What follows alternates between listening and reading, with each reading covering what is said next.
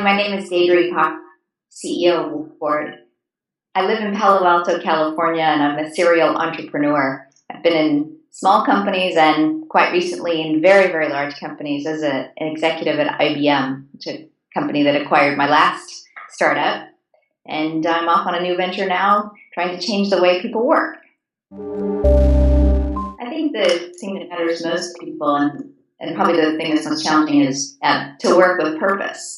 Right? To be on a mission that you believe in, that you care about, that is galvanizing, energizing, and in a perfect world, one that's exhilarating to be on, right? And I think that for a huge swath of people certainly in the United States, and my experience also in Europe, they don't know what the mission is. They don't know what the goal is. So they're so far from feeling the purpose of their work that I think that's really reflected in all the stories you hear about engagement or disengagement of people. But I think it's purpose.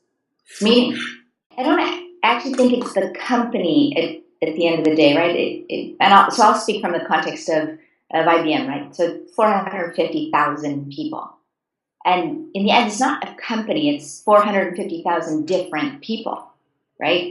And in that organization, and I think in a lot of large organizations, big enterprise, which is where I've just been and where I'm most focused, and frankly, where I think the bigger problem is, right? In small companies, it's very easy to know the mission, very easy, right? But in larger enterprises, I think if you've got 7 layers or 8 layers between an executive and the frontline employee or team member, it's not that the company can't convey the mission to that person 7 lines down. It's that the way that you express it at the first line is very abstract, quite removed, and in many instances relatively meaningless to the person who's got the day-to-day job and no direct reports below them. That it's abstract, that it's distant, that it's not relevant personally. And to me, that's not a failing of the company as much as it is all the managers in the line and how effective each one of them is personally at conveying and communicating what the mission is, what the goal is. And it's not the big annual goal, right? It's what we're going to work on this quarter. It's what we're going to work on this month and why that matters and how it's relevant to you and how do you move the needle. And to me, so take it back to the IBM example, that's breaking down the big mission Ginny talks about and breaking it down into what matters to 450,000 different people. And it's what matters to them all is actually different one to the next. And I think, especially in large enterprise where you've got multiple business units, they're about multiple things, you really have to have line managers that are skillful at communicating the mission, skillful at making it relevant to the people on their teams, that have leadership skills team by team by team, to bring people forward and together and to reward them for their part in the bigger thing. I think that's where the breakdown. It's not the company. I think it's actually each of us as managers and individual leaders. I think it's a really complex problem. I don't think there's one root cause and it's always the cause everywhere, right? I would say that there's, on first line and second line managers, I think it is that the skills and the training, the support on how to be a great manager, how to lead, I think that's short. I think companies probably don't do a great job at first-line, second-line managers enabling them to lead. I think we send them into that role and into that job because they were awesome at their function, because they have domain expertise, right? Domain depth. But that doesn't mean that they have any skill at all in how to communicate the goal, delegate and distribute the work, hold people accountable, give the feedback people need. And I think the last three, delegating work, holding people accountable, and giving feedback, I think they're particularly bad at that.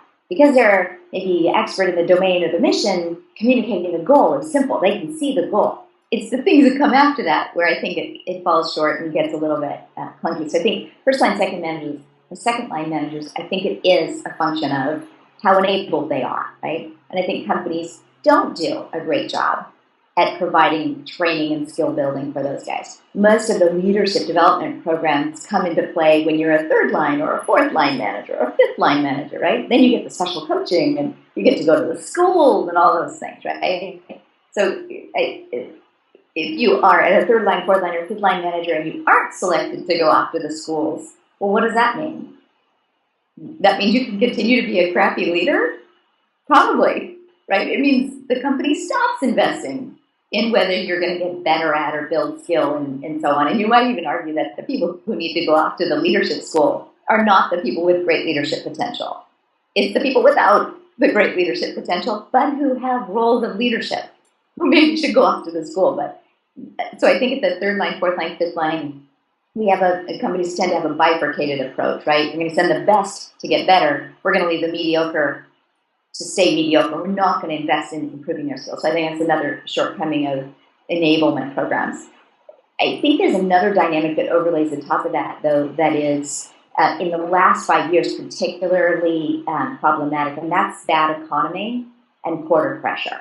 And I think we can't probably underestimate the impact that's had in the last 5 years, maybe 6 years, on and drive the engagement scores, in that there is not enough time, right, for the sort of urgency, quarter clock, every minute matters of public companies, and the time to do the work involved in great leadership. And I think it is work to communicate goals, to delegate and distribute work, to hold people accountable for completing it, and to drive feedback. That is work. That takes real time. And I think the economic pressure, the quarter pressure of a lot of companies, a lot of industries has robbed managers at every level, but especially the third, fourth, and fifth line managers, robbed them of the time that they need to be great at managing and great at leading. You can increase a manager's efficiency. I think you can boost their capacity to lead. If you can take the labor and the effort out of communicating what we're working on, why we're working on it, ownership and accountability, even feedback, if you can take the labor out of that, the hassle out of that, I think you can increase the time and the capacity people have to be good leaders. There's a dynamic in especially this big corporate structure that is, I think, crippling, and that is first, that the tool that managers have to communicate, here's what our goal is, here's what you own, and here's what I own, and here's the status of that, and what's the status of the stuff you're responsible for, and hey, you didn't get that done on time, and awesome job, all that management stuff. The tools we have to do that are email, PowerPoint, Excel spreadsheets, SharePoint sites. For most companies, large ones in particular, we have a quota on how much of that we can actually use. We have a quota on our email. We have a quota on our hard drive space. We have a quota on our SharePoint sites. So it's like saying, I'm going to give you some tools, and then I'm going to take half of them back. They're going to be productivity tools, but you're not going to be very productive. But hey, that's what you get to work with. And by the way, I'll be back when it's time for the performance review. Good luck. Knock yourself out. Wow.